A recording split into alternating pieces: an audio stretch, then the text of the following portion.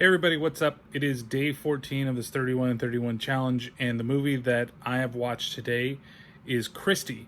Now, Kristy's kind of an interesting thing because it could possibly be like a Thanksgiving horror movie because the basic premise of the movie, if I can freaking talk today, is that this girl, Justine, she decides to stay over because she can barely afford tuition at the private school that she's at. She's there on a scholarship.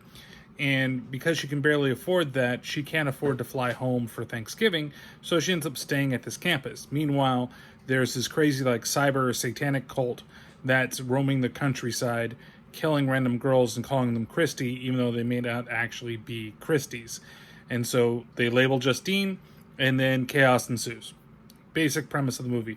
It's really, really basic, and it's kind of billed at being like a slasher, but it doesn't really get into slasher mode. Like, there aren't a whole lot of people that are killed. Everybody's kind of killed off screen. You really just kind of see one. It's not very bloody, but it's not a bad movie. It's actually really entertaining, especially during like the chase sequences. I thought those were really good.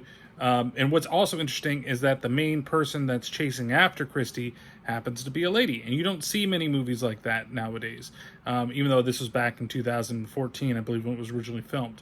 And I think the original title was going to be Satanic, but they changed it to Kristy. It's possible that Kristy is what it's known here in the U.S., and outside of the U.S., it's known as something different. So, again, there are a couple of things that are kind of predictable where the way that it's going to go. I mean, it doesn't really do anything to change the genre other than we have an actual female killer that is the leader of the group that is going after Justine. And a lot of it, there are a couple scenes where it gets kind of loud and kind of crazy in what's going on in the situation, and it definitely held my interest throughout the whole movie, really until the end. I was not a very big fan of the ending of the film. Like I said, everything kind of was just I knew where it was going to go and how it was going to end, and the chase to get to that part, pretty good, but once we got to that part, it could have done a little better. I feel like it just needed a little more oomph to kind of get you through the rest of the movie. So it's available currently on Netflix. I say it's worth a watch, and I'm gonna give this